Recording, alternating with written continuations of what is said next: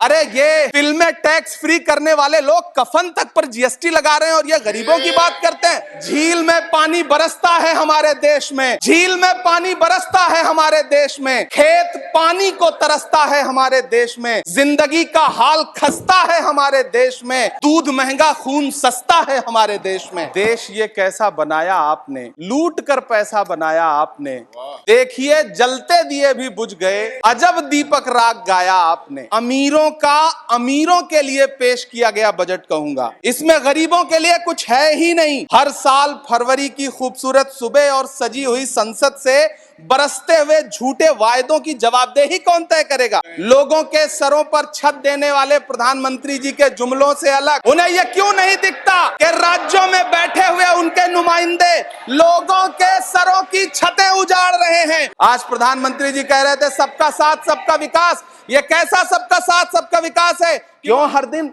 31 किसान आत्महत्या करने को मजबूर हैं?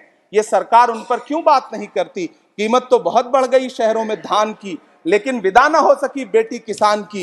मौका मिला तो लोगों ने कुर्सी के वास्ते तस्वीर ही बिगाड़ दी हिंदुस्तान की। मिडिल क्लास से आपका कोई रिश्ता नहीं। मिडिल क्लास तो आपसे कह रहा है कि मोहब्बत भाईचारे के दीवाने दिन ही लौटा दो, वो सस्ती दाल सब्जी के सुहाने दिन ही लौटा दो। ये अच्छे दिन तो अंबानी अडानी को मुबारक हो, हमें ऐसा करो साहेब पुराने दिन ही लौटा दो। कि ये इस सरकार का अंतिम बजट है, ये इस सरकार का अंतिम बजट है, अंतिम बजट है।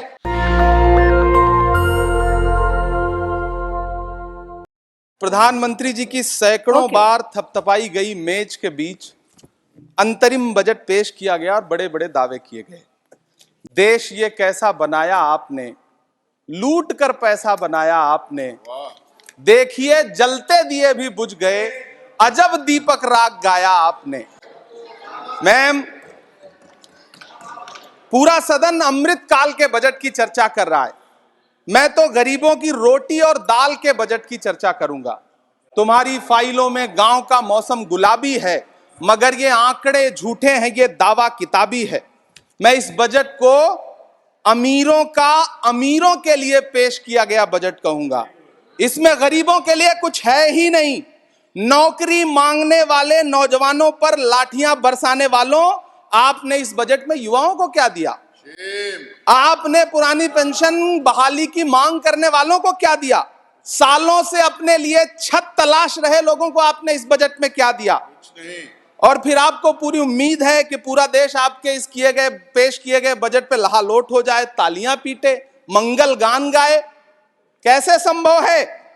मैं सदन में खड़ा होकर के इस बजट पे चर्चा करते हुए कहना चाहता हूं कि इस बजट में फुटपाथ पर रहने वाले, छप्परों में रहने वाले, झुग्गियों में रहने वालों के लिए क्या है, उनके लिए क्या है जो प्रधानमंत्री के किए गए वायदों की बाट जोह रहे हैं। हर साल फरवरी की खूबसूरत सुबह और सजी हुई संसद से बरसते हुए झूठे वायदों की जवाबदेही कौन तय करेगा? कौन बताएगा कि 2022 में प्रधानमंत्री जी जो सबको पक्का मकान देने वाला वायदा किए थे उसका क्या हुआ? लोगों के सरों पर छत देने वाले प्रधानमंत्री जी के जुमलों से अलग उन्हें यह क्यों नहीं दिखता कि राज्यों में बैठे हुए उनके नुमाइंदे लोगों के सरों की छतें उजाड़ रहे हैं? उत्तर प्रदेश हो, असम हो, जम्मू कश्मीर हो, मध्य प्रदेश हो, भाजपा शासित राज्यों के बुलडोजर न सिर्फ लोगों के घरों को उजाड़ रहे हैं बल्कि कुचल रहे हैं लोकतंत्र को, संविधान को, अदालतों के मेयार को। मैम, मैं आंकड़ों की बाजीगरी से अलग हट करके इस बजट पर एक बात कहना चाहता हूं। आंकड़े तो ऐसे हैं इस बजट के, ये कह रहे हैं 4 करोड़, वित्त मंत्री जी 3 करोड़ कहती हैं, प्रधानमंत्री जी 4 करोड़ कहते हैं। पहले तो आप इस झूठ में ही आपस में ही सलट लीजिए कि 4 करोड़ सही है या 3 करोड़ सही है। मैं आंकड़े तो ऐसे हैं इस बजट के मैम कि जो सुने वो बस पथराई आंखें लेकर किंग कर्तव्य विमूढ़ हो जाए। लेकिन झील में पानी बरसता है हमारे देश में, झील में पानी बरसता है हमारे देश में, खेत पानी को तरसता है हमारे देश में, जिंदगी का हाल खस्ता है हमारे देश में, दूध महंगा खून सस्ता है हमारे देश में। मैम, रोजगार, महंगाई, किसान, मनरेगा, पेट्रोल डीजल के दाम, गैस सिलेंडर के दाम, फसलों की एमएसपी की गारंटी, इन सब जन सरोकार की बातों से इस बजट का कोई लेना देना नहीं। हमारे ट्रेजरी बेंच के साथ ही हंगामा कर रहे हैं। मैं तो कहना चाहता हूं मैम, वो एक बार इनके एक नेता एक गांव में गए और उन्होंने गांव में कहा कि गांव वालों आओ, मैं तुम्हारी समस्याएं समाप्त करना चाहता हूं। गांव वाले इकट्ठा हो गए। नेताजी ने गांव वालों से कहा बताओ तुम्हारी दो समस्याएं बताओ, मैं दोनों समस्याओं का यहीं पे समाधान करूंगा। तो गांव वालों ने कहा साहब हमारी पहली समस्या है कि हमारे यहाँ कोई हॉस्पिटल नहीं है।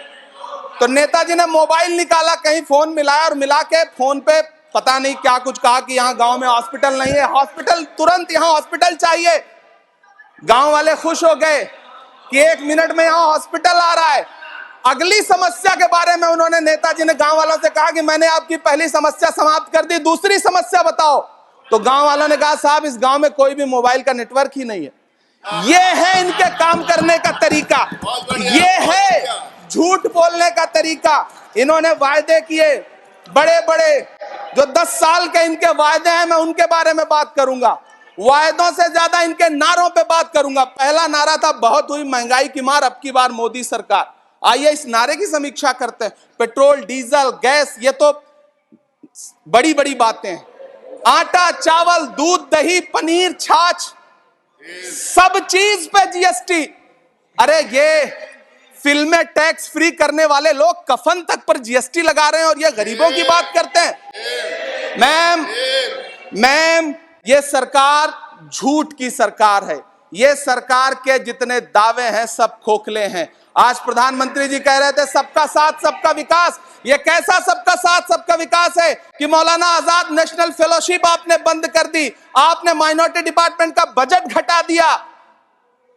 आप कह रहे हैं सबका साथ सबका विकास। आप बात करते हैं बेटी बचाओ बेटी पढ़ाओ। हमारी आंखें हाथरस से लेके कठुआ से लेकर के और देश की जंतर मंतर की सड़क वो देख रहे हैं जब हमारी ओलंपिक पदक लाने वाली बेटियों को प्रधानमंत्री की चौखट पे अपना मेडल रख देना पड़ रहा है। इससे शर्मनाक क्या हो सकता है। मैम कृषि विकास दर जो 2014 में 4.6% थी, इस वर्ष गिरकर 1.8 कैसे हो गई? क्यों हर दिन 31 किसान आत्महत्या करने को मजबूर हैं? ये सरकार उन पर क्यों बात नहीं करती? कीमत तो बहुत बढ़ गई शहरों में धान की, लेकिन विदा ना हो सकी बेटी किसान की।